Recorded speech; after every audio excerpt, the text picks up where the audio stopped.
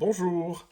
Alors je voulais vous partager un petit bout de l'évangile de Luc qui parle de manière très juste de la vie spirituelle. Et c'est un texte beaucoup plus ancien puisqu'il date du prophète Ésaïe. Mais je vous le lis et vous allez comprendre sans doute de quoi ça parle. Une voix crie dans le désert: Préparez le chemin du Seigneur, rendez droit ses sentiers. Tout ravin sera comblé, toute montagne et toute colline seront abaissées, les passages tortueux seront redressés, les chemins rocailleux aplanis, et tous verront Dieu. Et donc, je vous rappelle que ce que le- l'évangile, lorsque l'évangile parle de Dieu, c'est pas le Dieu qui est sur son nuage, etc. C'est la réalité la plus profonde qui existe au fond de moi et qui est en fait à la source du monde et de l'univers. Je vous le relis, puis vous allez voir, il y a un sens spirituel à tout ça. Une voix crie dans le désert. Alors, le désert, justement, c'est intéressant puisqu'on retrouve l'idée de l'esprit désert, c'est-à-dire de l'esprit vidé de toutes ses occupations, de toutes ses croyances, de tous ses conditionnements, etc. Donc ça veut dire que la voix qui se fait entendre, c'est-à-dire la voix de l'essentiel, vous pouvez appeler ça l'éveil, ou Dieu, ou ce que vous voulez, ça n'a aucune importance, elle crie dans le désert, c'est-à-dire qu'elle se manifeste de manière très forte dans le désert de l'esprit, hein. C'est quelque chose que Maître Eckhart va beaucoup utiliser, et les mystiques aussi, les premiers moines chrétiens sont partis dans les déserts, hein. Donc il y a toute une spiritualité du désert, le désert étant pas le vide de population et de végétation comme on se le représente, mais c'est le désert de l'esprit, c'est-à-dire l'esprit complètement vidé de tout ce qui peut l'encombrer. Préparez le chemin du Seigneur, rendez droit ses sentiers. Alors préparez le chemin de l'éveil, préparez le chemin de l'union à Dieu, ce qui est la même chose, c'est rendez droit. Et là, vous avez des choses intéressantes. Tout ravin sera comblé, toute montagne et toute colline seront abaissées. Donc il ne s'agit pas de travaux publics, mais en fait, ce qui est trop bas va être élevé, ce qui est trop haut va être abaissé. Et donc, pour avoir un chemin vers l'illumination, vers l'union à Dieu, vers l'éveil, qui soit droit. Et alors ça, c'est intéressant, parce que cette idée de montagne et de vallée, ça correspond à ce que Mathilde de Magdebourg appelle les consolations et les désolations de la vie spirituelle. Dans la vie spirituelle, de la mystique affective, je vous en ai souvent parlé, il y a des moments d'exaltation émotionnelle où on se sent un avec Dieu et puis ou avec ce que vous voulez et puis une espèce de joie, de trucs un peu exaltés.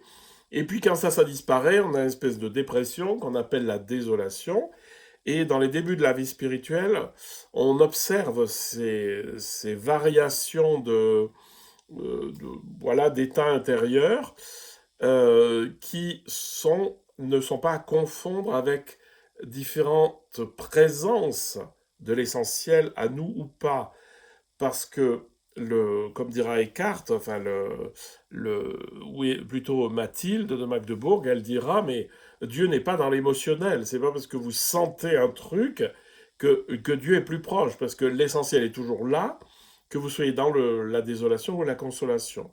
Donc ça, c'est important de voir, rendez droit le chemin de l'éveil en arrêtant de favoriser ou d'attendre des états extraordinaires et de craindre les états dépressifs qui viennent après. Les passages tortueux seront redressés. Ça aussi, c'est intéressant. Les passages tortueux, c'est ce qu'on fait dans la méditation, etc. C'est-à-dire qu'il y a l'esprit qui part, qui va réfléchir sur un truc, et puis non, vous allez revenir, et puis vous allez aller de l'autre côté, et puis vous allez avoir des scrupules, vous allez avoir des idées contradictoires, et puis... Donc ça, c'est l'intellect qui vous fait naviguer de droite à gauche. Donc là aussi, le chemin, il est tout droit. c'est-à-dire qu'il faut arrêter de partir sur l'intellect et être juste dans la bonne direction, la direction de l'éveil, la direction de Dieu, la direction de l'illumination. Les passages tortueux seront redressés, les chemins rocailleux seront aplanis. Alors, donc déjà là on est droit, c'est-à-dire qu'on va plus, on fait plus le yo-yo émotionnel et on fait plus les tergiversations du mental. Mais là le chemin est rocailleux, c'est-à-dire que c'est quand même pas très agréable. C'est-à-dire il y a des obstacles, il y a des cailloux, il y a des machins. Donc dans la vie spirituelle, on a tendance à croire, surtout dans le monde monastique, que la vie spirituelle c'est un long chemin avec beaucoup d'obstacles et un chemin aride, et puis il faut ramer, enfin ramer, façon de dire, enfin il faut vraiment baver pour avancer, et les plus pervers vont vous dire, non mais ça ce sont des épreuves envoyées par Dieu. Eh bien, c'est une manière bizarre de voir Dieu, qui n'est pas... voilà, c'est le but de la création, c'est que l'amour se répande, et infliger des épreuves à quelqu'un pour voir si il va y arriver ou va pas y arriver, ça en ferait quand même un Dieu très pervers. Et donc on n'est plus dans cette instance qu'on appelle Dieu et qui est la source du monde, une source bienveillante. Et donc les cailloux du chemin, en fait, c'est tous les obstacles que je suis à moi-même. Et Eckhart va vous dire, très simplement, il va vous dire, ben, en fait, je suis la source de tous mes malheurs, hein. C'est-à-dire que tous les cailloux que je trouve dans mon chemin, c'est moi qui me les suis fabriqués. Et ce qui est en travers, c'est soi-même, c'est-à-dire dans le sens de l'ego qui nous enferme dans quelque chose, et c'est toutes les fausses croyances, les illusions, les machins, les trucs. Donc en fait, là on rabote le chemin, c'est-à-dire que en fait on supprime, on s'occupe plus de tous les obstacles de l'ego.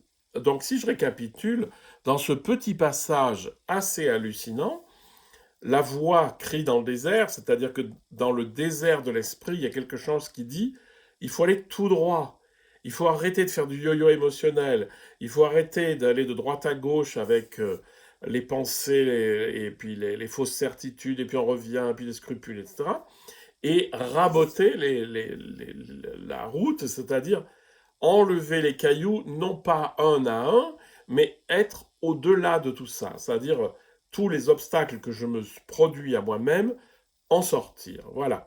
Et tous verront. Alors, il est écrit le salut de Dieu, mais c'est-à-dire la révélation de ce qu'est Dieu, c'est-à-dire l'essentiel, le fond, l'éveil, tout ce que vous voulez. Voilà, donc voilà, je vous ai partagé ce petit bout de l'évangile de Luc, ça se trouve au chapitre 3.